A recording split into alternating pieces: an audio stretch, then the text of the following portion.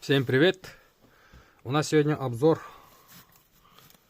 партии, очередной партии. Я люблю работать партиями. И, впрочем, как и все мастера.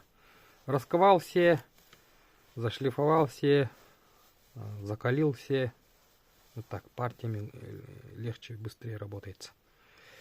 Ну, за исключением внештатных случаев. Ну что, начнем обзор. Тут вот нож едет в Москву, если не ошибаюсь. Там же их много. Ну, точно знаю, что какой у него хозяин. Я их местами не поменяю. У меня там все записано. Просто сейчас я наизусть не выучил. Вот. Ножны из натуральной кожи растительного дубления. Я их сам покрасил, лаком покрыл. Ручной прошивки, торцы обработаны. Внутри деревянный вот, кожаный ремешок. Ну, в моем стиле, в моем почерке. Вот. Нож сам вот такой.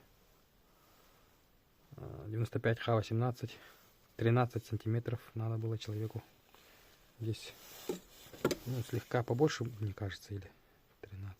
Да, 13,5. Вот. Прямой спуск.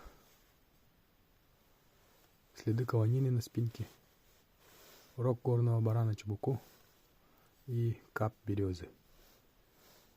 Вот такого вот он окраса.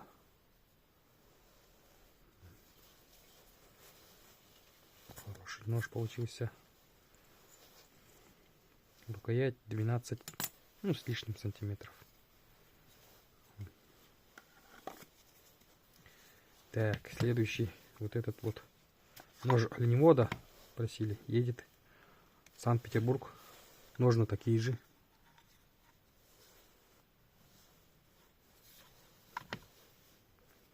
Здесь сталь Х12МФ, и он просил, чтобы небольшой был. 11 сантиметров. 11,2 миллиметра у нас. Тут такой вот нож. Рог горного барана чубуку. С таким вот окрасом. Тут окрас даже этот невозможно угадать почти, какой же у него будет. Вот, например, брусочек почти не видно же, да? Вот я его обработал. В конце он какой цвет обретет, непонятно. Так что вот примерно смотрю. Вот рисунки какие-то у него есть, точечки. Вот они будут просто появляться. А полностью угадать уже невозможно, что там у него внутри. Когда сошлифовывается до круга, да, круглый становится, там у него изнутри что-то начинает выходить, какие-то другие рисунки. Вот. Заклинание на силу предков. Призыв силы предков есть. Такой вот. Оказывается, вот такой вот к центру называется дропдаун. Я даже таких слов не знаю. Рукоять 12 сантиметров.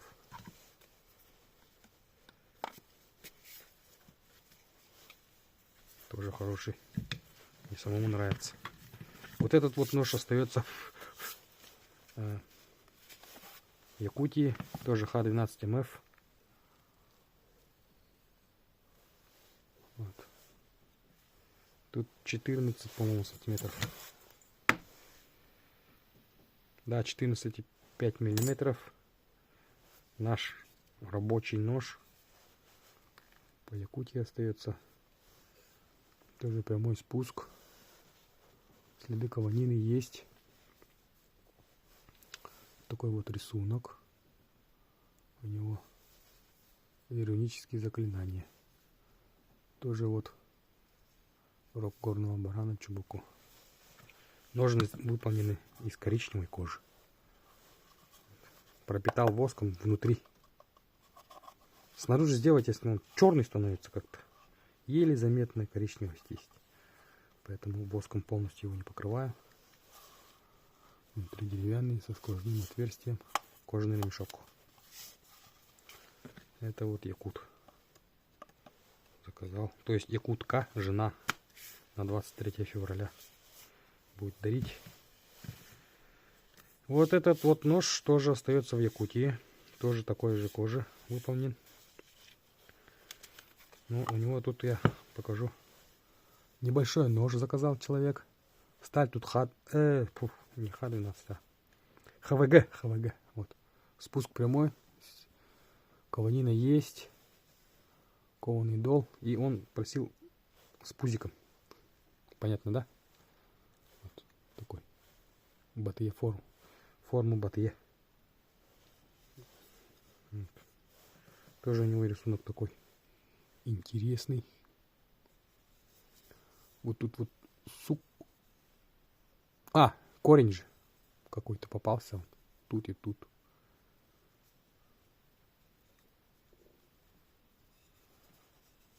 Вот. Рог горного барана Чебуку. Вот что-то я бляпал. Это парень русский. И он прям такой колорит хотел. С пузиком.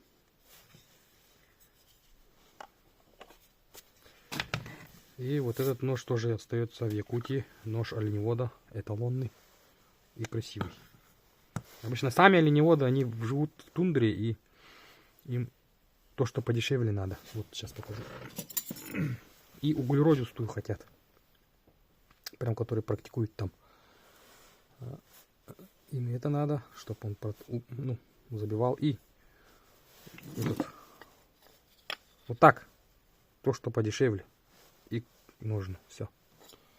Ну, чтобы у них там зарплаты нету в тундре. У них за оленей там какие-то дотации или что-то там по головам считают. Ну, мне сказали, там средняя 30-40 тысяч между этими. И они, представьте себе, там патроны, еду, вот, соль, сахар. Вот это все. Покупают муку там. И на этом все. Еще они копят и детей отправляют учиться и так далее. Там забивают оленей. Прям они там живут. Снег топчат. У них там жизнь суровая. Вот. А это вот, как сказать, не оленевод. Ну, он попросил вот покрасивше. Он не прям оленеводством не занимается, но вот он посмотрел ролики, и вот хочет такой нож.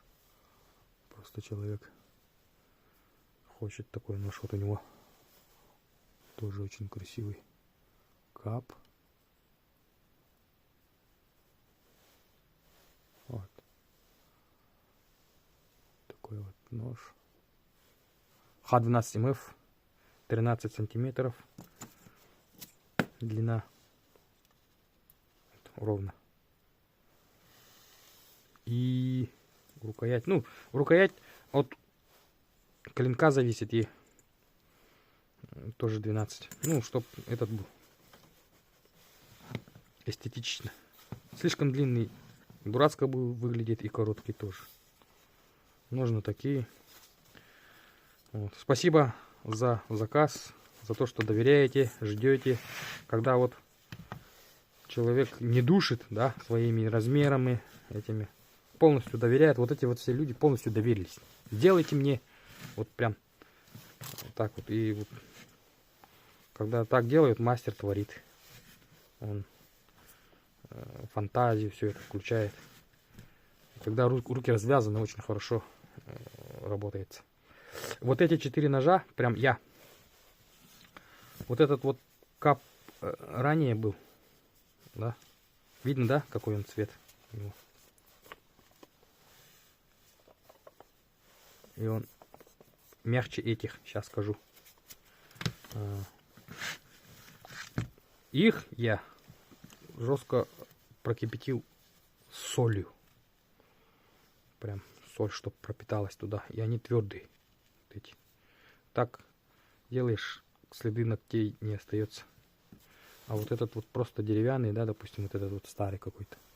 Сейчас покажу. Вот след от ногтя остался.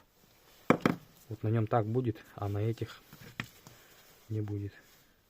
Поэтому мастеров не душите временем и своими этими, как его, ну, габаритами. Ой, так-то, столько-то миллиметров сзади, вот так вот.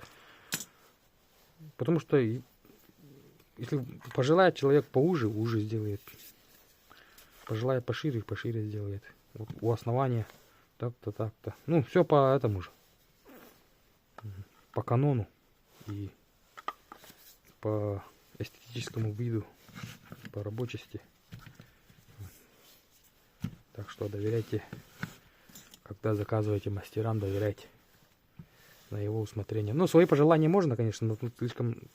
Ну, вы поняли, наверное. Душить не стоит. Душить и душнить. Ладно, пишите свои комментарии, что вы по этому поводу думаете. Я вот видео все коплю, и когда-нибудь я их опубликую. Мне сейчас некогда. Заказов и так хватает. Мне надо будет там видосы, уроки делать по нашей вере, по истинной вере, настоящему бытию, а не там какому-то проводнику или всяким догмам и так далее. Храм Божий — это ты ходишь здесь на двоих ногах в этом мире. И встреча с Богом у тебя будет внутри, а не там где-то у него в доме, якобы. Ладно, желаю вам всего хорошего. До скорой встречи.